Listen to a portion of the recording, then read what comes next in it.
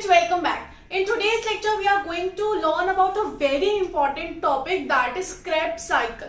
आपने सुना होगा Krebs cycle के बारे में. जब ग्लूकोज का ब्रेकडाउन होता है तब हम क्या करते हैं, Krebs cycle करते हैं.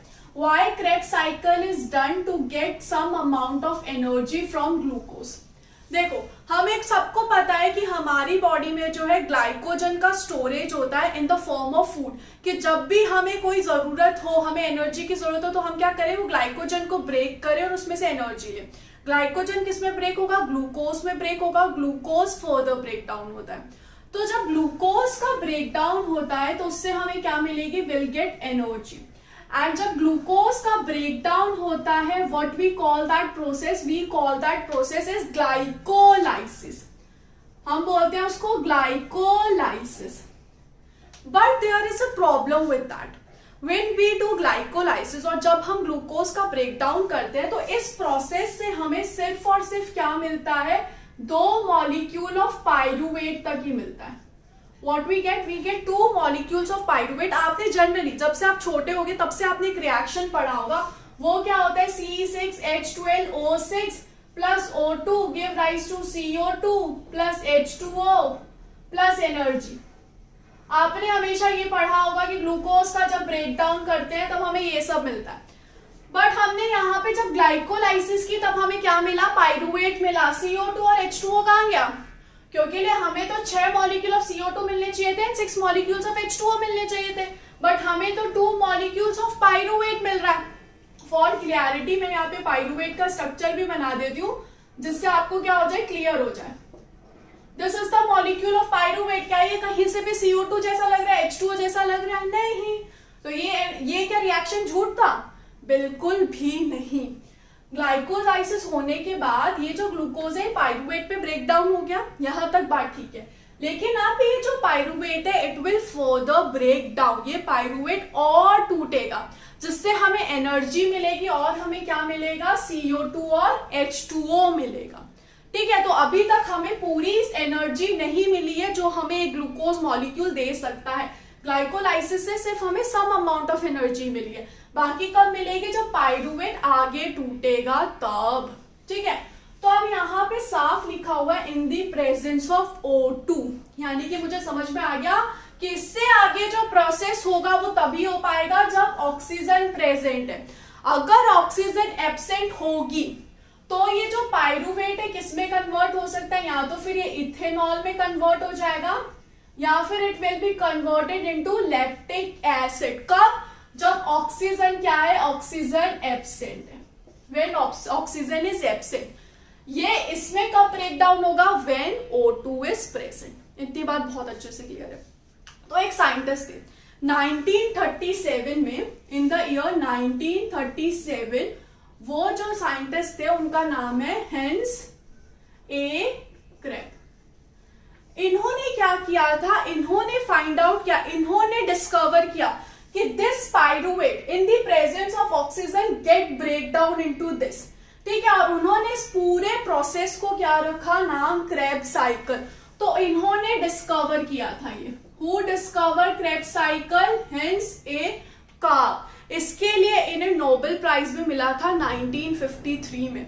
ये एक जर्मन बॉर्न ब्रिटिश जो बायोकेमिस्ट थे, और इनको इसके लिए क्या मिला था, he also got a Nobel prize for the discovery of the Krebs cycle.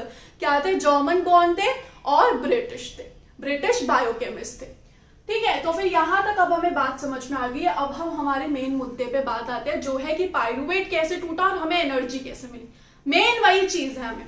ठीक है, तो हम क्या ले लेते हैं, हम यहाँ पे 1 मॉलिक्यूल ऑफ पाइरुवेट को ले लेते हैं शुरुआत में.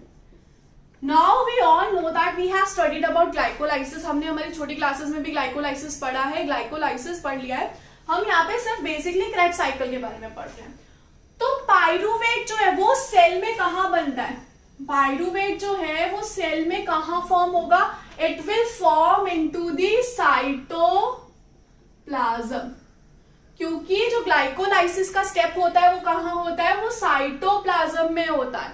यानी कि इस एरिया में होता है, साइटोप्लाज्म में होता है. लेकिन जो क्रेब्स साइकिल है that will occur in the mitochondria.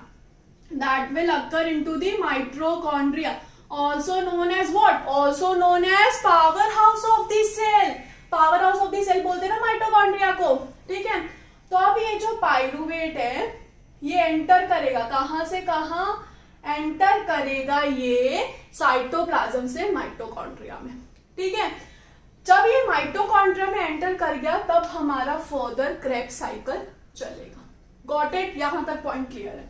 अब पाइरुवेट जब एंटर हो गया माइटोकॉन्ड्रिया में तो ऐसे नहीं है ये सीधा क्रेब्स साइकिल करना शुरू कर देगा, नहीं, पाइरुवेट से क्रेब्स साइकिल शुरू नहीं होगी। पाइरुवेट को किसी और चीज में भी कन्वर्ट होना पड़ेगा। Pyruvate will get converted into acetyl coenzyme. It will get converted into the acetyl coenzyme by a enzyme known as, ये रिएक्शन किसने किया? पाइरुवेट डिहाइड्रोजिनेज ने। किसने किया? पाइरुवेट डिहाइड्रोजिनेज ने। डिहाइड्रोजिनेज, डी मतलब निकालना, हाइड्रोजिनेज यानी कि किसको रिमूव करेगा? हाइड्रोजन को रिमूव करेगा। एज मतलब क्या होता है?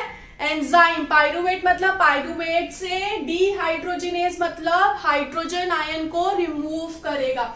यानी कि ये क्या करेगा? ये यहाँ पे जो OH है उसमें से क्या रिमूव कर देगा? इस हाइड्रोजन को रिमूव कर देगा। आपको ये स्ट्रक्चर याद करने की कोई जरूरत नहीं है, ये सिर्फ मैं आपको एक्सप्लेनेशन के लिए बता रही हूँ। तो डिहाइड्रोजिनेज में क्या होगा? ये वाला जो H है इसका रिमूवल हो जाएगा। प्लस इस स्टेप में जो H निकला, अब वो कोई तो लेगा ना, किसी मॉलिक्यूल को तो लेना पड़ेगा, तो वो कौन होगा? NAD positive. और वो क्या ले लेगा? H को ले लेगा और बन जाएगा NADH। हमें लगता है कि ATP, GTP, CTP सिर्फ यही एनर्जी के फॉर्म होते हैं, नहीं, ये जो NADH है ना ये भी क्या करता है? ये भी एक एनर्जी का फॉर्म ही है। It is also a form of energy. तो ये भी क्या करेगा? एनर्जी प्रोड्यूस करेगा एट द एंड। तो हमने अभी एक एनर्जी मॉलिक्यूल बना लिया, प्लस यहाँ पे किसका रिमूवल होगा? प्लस यहाँ पे रिमूवल होगा CO2 का, कार्बन डाइऑक्साइड। भाई मिल गई हमें एक कार्बन डाइऑक्साइड, खुश हो गए तुम लोग? एक कार्बन डाइऑक्साइड रिमूव हो गई, यानी कि यहां से ये जो कार्बोक्सिलिक ग्रुप का CO2 था ना ये भी रिमूव हो गया। यानी कि अब जो स्ट्रक्चर है क्या बना है? CH3C डबल बॉन्ड O मिला है हमें। बट मैम ये तो एसिटाइल हुआ, ये COA क्या है? कुछ नहीं भाई, हमें इसमें किसको ऐड कर देना है? को फैक्टर को ऐड कर देना है, जिसको हम क्या बोलते हैं? Coenzyme A। तो यहाँ पे क्या ऐड हो जाएगा? कोएंजाइम A ऐड हो जाएगा, जिसको हमने क्या बोल दिया? Acetyl coenzyme A। बढ़िया बात है, समझ में आ गई। Pyruvate is converted into the acetyl coenzyme A। क्या क्या हुआ? डिहाइड्रोजिनेशन हुआ, डीकार्बोक्सिलेशन हुआ and addition of coenzyme A। Now this acetyl coenzyme A will enter into the Krebs cycle. अब ये जो क्रेब्स साइकिल है इसके एक नाम नहीं होते, इसके और नाम भी होते हैं। इसका नाम होता है citric acid cycle, try carboxylic acid cycle, ठीक है। बट अब अगर आप में से किसी को पता होगा सिट्रिक एसिड और ट्राई कार्बोक्सिलिक एसिड नाम क्यों दिया गया? क्रेब तो कहां से आया? साइंटिस्ट के नेम से आया, लेकिन ये दोनों नाम कहां से आए इसमें बच्चों को कंफ्यूजन होता है। अभी हम 2 मिनट में देख लेंगे ये दोनों नाम कहां से आए। अब ये देखो, ये एसिटाइल कोएंजाइम A के पास कितने कार्बन प्रेजेंट है? फिलहाल 2 कार्बन प्रेजेंट है। पाइरुवेट के पास कितने थे? 3 कार्बन थे, ठीक है। पहले से माइटोकॉन्ड्रिया की मैट्रिक्स में एक मॉलिक्यूल प्रेजेंट होता है जिसको हम बोलते हैं ऑक्सैलो एसीटेट। पहले से प्रेजेंट है ये माइटोकॉन्ड्रिया की मैट्रिक्स में, ठीक है। ऑक्सैलो एसीटेट 4 कार्बन कंपाउंड है, यानी कि इस पास कितने होंगे? 4 carbon. 4 carbon plus 2 carbon 6 carbon. 6 carbon में क्या बन गया हमारे पास? Citrate. What we got? We got citrate. Citrate को हम और क्या बोल सकते हैं? Citric acid. यानी कि क्रेब्स साइकिल में जो पहला मॉलिक्यूल बना है वो क्या है? Citrate, citric acid. नाम कहां से आया? First molecule of Krebs cycle से। First molecule of Krebs cycle is citrate या सिट्रिक एसिड, इसलिए हमने इसको क्या बोला है? क्रेब्स साइकिल को सिट्रिक एसिड साइकिल भी बोला है, ठीक है। अब यहाँ पे सिट्रेट की सिंथेसिस किसने की? एक एंजाइम ने की, जिसका नाम क्या है? जिसका नाम है सिट्रेट सिंथेस। सिट्रेट सिंथेस नाम के एंजाइम ने सिट्रेट की सिंथेसिस की। यहाँ पे जो कोएंजाइम ए है वो रिमूव हो जाएगा। यहाँ पे एडिशन हुआ था, यहाँ पे क्या हो गया? रिमूवल हो गया। सिट्रेट 6 कार्बन है। हम इसका एक बार स्ट्रक्चर देख लेते हैं for more clarity. Once again आपको याद करने की कोई जरूरत नहीं है, ठीक है। ये यहाँ पे 1 2 3 4 5 और 6 कार्बन हो गए ना। बस कुछ नहीं, OH OH NH2 लगा दिया यहाँ पे। बहुत ही सिंपल स्ट्रक्चर है वैसे देखा जाए तो। ये क्या है? ये हो गया सिट्रेट। कार्बन गिन लो, 1 2 3 4 5 6 कार्बन हो गए, ठीक है। और यहाँ पे अगर हम इसको ऑक्सैलो एसीटेट का स्ट्रक्चर भी तुम्हें देखना है तो इसका स्ट्रक्चर होता है कुछ ये OH H। ये वाला स्ट्रक्चर यहाँ आ गया और ये वाला स्ट्रक्चर यहाँ आ गया, ठीक है। ये क्या बन गया? सिट्रेट बन गया। अब ये जो सिट्रेट है इसमें ध्यान से एक बात ऑब्जर्व करो, कितने कार्बोक्सिलिक ग्रुप है? 1 2 3 3 कार्बोक्सिलिक ग्रुप है। कुछ रिलेटेबल नहीं लग रहा? Try carboxylic acid cycle. 3 carboxylic group है किसके पास? सिट्रेट के पास। कहां से नाम आया क्रेब्स साइकिल का? Try carboxylic acid cycle. यहीं से कि पहला जो कंपाउंड बन रहा है क्रेब्स साइकिल के पास, उसके पास कितने ग्रुप है? 3 कार्बोक्सिलिक ग्रुप है। इसलिए क्या नाम रख दिया क्रेब्स साइकिल का? Try carboxylic acid cycle. Simple, ठीक है। अब ये जो सिट्रेट है ये आगे बढ़ेगा, ये सिट्रेट बढ़ेगा आगे। एक एंजाइम मिलेगा इसको जिसका नाम है एकोनिटेस। ये एकोनिटेस क्या करेगा? ये कुछ नहीं करेगा, ज्यादा काम नहीं है इसका। ये सिर्फ इसका आइसोमर बना देगा। आइसोमर क्या होता है? जिसमें जो एटम के नंबर हैं वो सब सेम होते हैं, मॉलिक्यूलर नंबर भी सेम होते हैं, सिर्फ स्ट्रक्चर में थोड़ा सा डिफरेंस होता है। तो इसमें ये क्या बन गया? अभी आइसोसिट्रेट बन जाएगा, जो कि क्या है? एक आइसोमर। किसका? सिट्रेट का। क्या डिफरेंस है? यहाँ पे OH था ना, आइसोसिट्रेट में OH यहाँ आ जाएगा और H यहाँ आ जाएगा। That's it. और कोई डिफरेंस नहीं है। OH यहाँ आ गया, H यहाँ आ गया, दैट्स इट। तो सिट्रेट पे कितने कार्बन है? 6 कार्बन है। समझ में आ गई बात? अब सिट्रेट आगे, आइसोसिट्रेट आगे बढ़ेगा। ये वाले जो रिएक्शंस होते हैं ये रिवर्सिबल रिएक्शन है। अब ये बढ़ेगा आगे। सिट्रेट कन्वर्ट होगा अल्फा कीटो ग्लूटारेट में। अल्फा कीटो ग्लूटारेट जो है वो 5 कार्बन का होता है। 5 कार्बन 6 कार्बन, 1 कार्बन रिड्यूस हो गया। मतलब क्या? कार्बन का रिमूव हो गया। कार्बन का रिमूव हमने कैसे करवाया? डी कार्बोक्सिलेशन, यानी कि यहाँ पे भी क्या हुआ? D carboxylation. CO2 का रिमूवल, यानी कि एक कार्बोक्सिलिक ग्रुप हट गया, एक कार्बोक्सिलिक ग्रुप का रिमूवल हो गया। कौन सा एंजाइम? एंजाइम का नाम क्या है?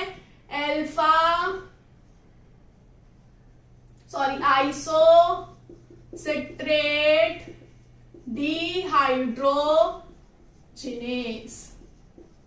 Isocitrate dehydrogenase. ये जो आइसोसिट्रेट है इसमें से हमने क्या कर दिया? डिहाइड्रोजिनेस। डिहाइड्रोजिनेस नाम फिर से आ गया, यानी कि हाइड्रोजन का रिमूवल। हाइड्रोजन का रिमूवल हो गया। कौन एक्सेप्ट करेगा हाइड्रोजन? कौन बड़ा बनके बोलेगा मैं कर लेता हूं हाइड्रोजन को रिमूव, हाइड्रोजन को एक्सेप्ट? कोई बात नहीं, तुम हाइड्रोजन को छोड़ रहे हो लेकिन मैं उसको एक्सेप्ट कर लूंगा। किसने बोला? किसने दिखाया बड़प्पन? NAD ने। और उसने क्या कर लिया? NADH बन गया। वो उसने हाइड्रोजन को एक्सेप्ट कर लिया। उसने बोला हाइड्रोजन तुम टेंशन मत लो, I am there for you. बन गया ये क्या बन गया? Alpha keto glutarate. Alpha keto glutarate further जाएगा रिएक्शन में, ठीक है। वंस अगेन मैं एंजाइम बोलती हूँ। कौन सा एंजाइम है? Alpha keto glutarate dehydrogenase. नाम आ गया है डिहाइड्रोजिनेस। आपको पता चल गया होगा क्या होगा इसमें? हाइड्रोजन का रिमूवल। हाइड्रोजन का रिमूवल हुआ, कौन एक्सेप्ट करेगा? खुशी खुशी बोलेगा मैं एक्सेप्ट कर लेता हूं। NAD ने बोला मैं एक्सेप्ट कर लेता हूं, मुझे कोई दिक्कत नहीं है। NAD क्या होता है? Nicotine amide adenine di nucleotide. Full form चाहिए तो यहाँ पे देख लेना, nicotine amide adenine di nucleotide is the full form of NAD। बात समझ में आ गई? अब यहाँ पे क्या बनेगा, यहाँ पे एक और मॉलिक्यूल का एडिशन होगा जिसका नाम आपने पहले देख लिया था, बहुत अच्छे से अवगत हो उससे, कोएंजाइम A। तो यहाँ पे अब क्या बन जाएगा, सक्सिनाइल कोएंजाइम A। कितने कार्बन? यहाँ पे भी डीकार्बोक्सिलेशन हो चुका है, CO2 निकल चुका है, पहले भी CO2 निकल चुका है, 2 निकल चुके हैं, तो 4 कार्बन। कितने? 4 कार्बन। एक यहाँ पे CO2 निकला, एक यहाँ पे CO2 निकला, दोनों स्टेप में डीकार्बोक्सिलेशन हुआ, एक पहले हो चुका है, ठीक है, 4 कार्बन मिल गए। अब ये सक्सिनाइल कोएंजाइम में आगे बढ़ेगा, सक्सिनाइल कोएंजाइम में आगे बढ़ के क्या बनाएगा, सक्सीनेट बनाएगा। What it formed? It formed succinate by the enzyme named succinyl coenzyme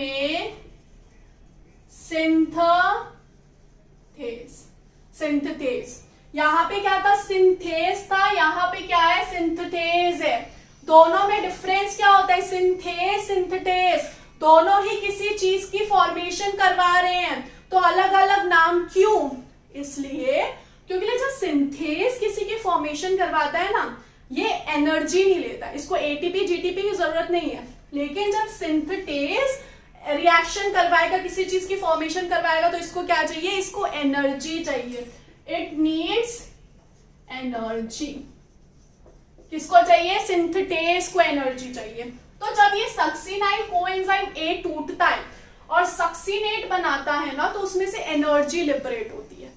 क्या लिबरेट होगी? एनर्जी लिबरेट होगी, जिसमें जीडीपी से जीटीपी बन जाएगा। क्या बन जाएगा? जीडीपी से जीटीपी बन जाएगा। कौन सी एनर्जी यूज की है? जो सक्सिनाइल कोएंजाइम A के टूटने से बनी थी, ऐसी एनर्जी जो सबस्ट्रेट के टूटने से बनी और हमने उसको यूज कर लिया एक एनर्जी प्रोडक्ट बनाने के लिए, ऐसे को बोलते हैं हम सबस्ट्रेट लेवल फॉस्फोराइलेशन। बहुत इंपॉर्टेंट है। क्रेब्स साइकिल के कौन से स्टेप में सबस्ट्रेट लेवल फॉस्फोराइलेशन हुआ? 3 स्टार्स। कब हुआ? जब सक्सिनेट बन रहा था सक्सिनाइल CoA से। क्यों सबस्ट्रेट लेवल? सबस्ट्रेट मतलब जो सबस्ट्रेट यूज कर रहे हैं। लेवल फॉस्फोराइलेशन, हमने जीडीपी में क्या ऐड किया? फॉस्फेट ऐड किया है ना, तभी तो जीटीपी बना, इसलिए सबस्ट्रेट लेवल फॉस्फोराइलेशन से सबस्ट्रेट से एनर्जी ली, क्योंकि वो ब्रेक हो रहा था तो एनर्जी आ रही थी। जीटीपी ने यूज की, क्या बनाया? जीटीपी, ठीक है। और यहाँ पे इसने एनर्जी यूज की। अब ये जो सक्सिनेट है ये कन्वर्ट होगा फ्यूमरेट में। It will get converted into fumarate, ठीक है। कौन सा एंजाइम? Succinate dehydrogenase. कौन सा एंजाइम आ गया? Succinate dehydrogenase. डिहाइड्रोजिनेस मतलब फिर से क्या होगा? Removal of hydrogen. बट बहुत दुख के साथ मुझे बताना पड़ रहा है, इस पर NAD नहीं आया। NAD बोला बस हो गया, मैं नहीं आ रहा, हर बार मुझे नहीं लेना H। तो एक और मॉलिक्यूल है जो कि बहुत ही अच्छा है, वो बोला कोई बात नहीं मैं आ जाता हूं। उस मॉलिक्यूल का नाम क्या है? FAD। FAD बोला मैं हाइड्रोजन को ले लूंगा, मुझे कोई दिक्कत नहीं है, उसने एक्सेप्ट कर लिया हाइड्रोजन को। FAD मतलब फ्लैविन adenine dinucleotide.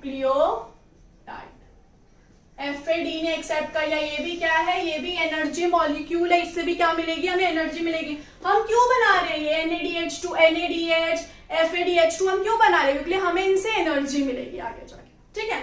One more point कि यहाँ पे जीडीपी जो है, जीटीपी, ये किस में बनता है? ये एनिमल्स में बनता है।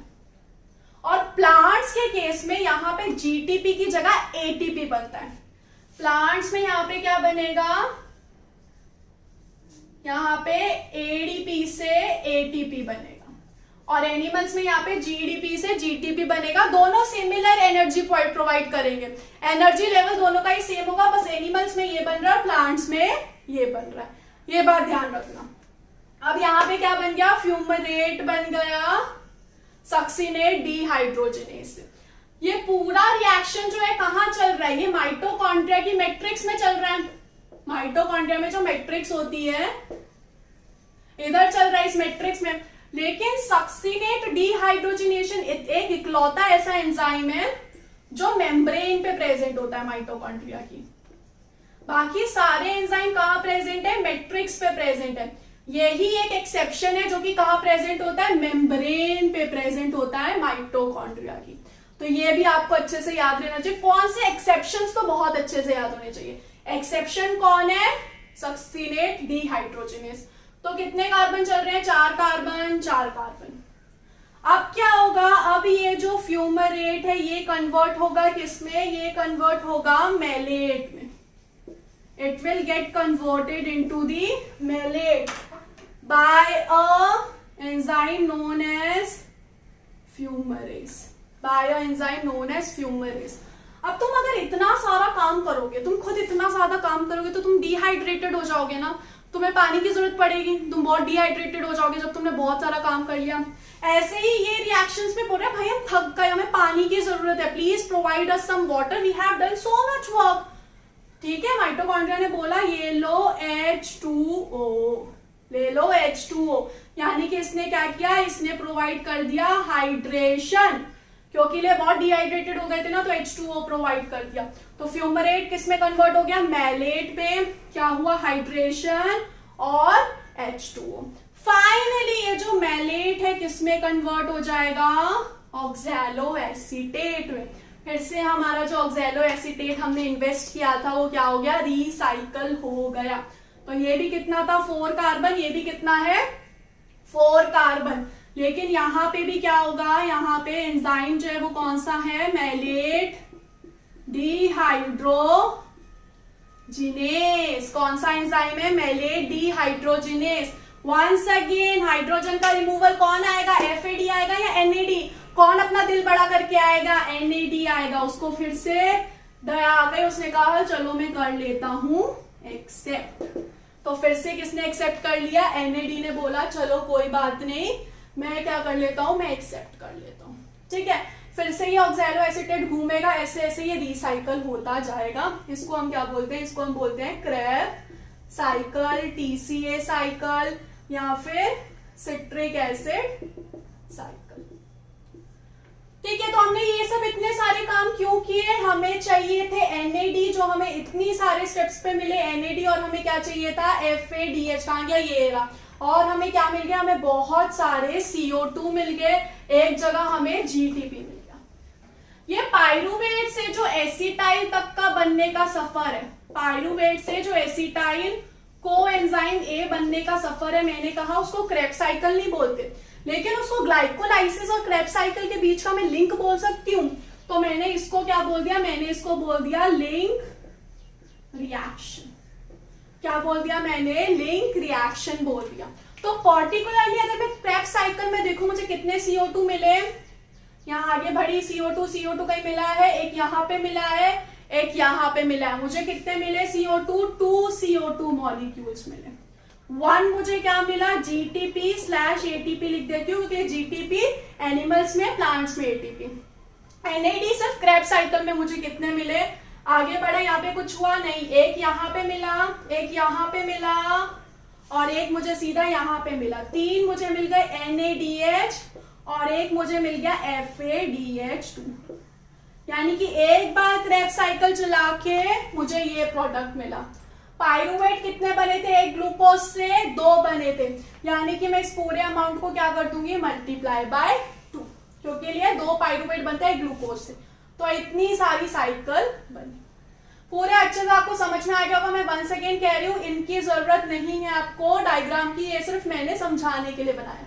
आपको सिर्फ एंजाइम्स जो प्रोडक्ट्स बन रहे हैं वो, एंड स्पेसिफिकली ये पता होना चाहिए, जैसे स्पेशल चीज सक्सिनेट डिहाइड्रोजिनेस, फिर सबस्ट्रेट लेवल फॉस्फोराइलेशन, ऐसी बेसिक चीज आपको पता होनी चाहिए गाइस। ठीक है, So guys, this was all about Krebs cycle. I hope this video will help you a lot. So thank you so much for watching the video. Don't forget to subscribe my channel and share this video with all your friends. Thank you so much guys. Bye bye.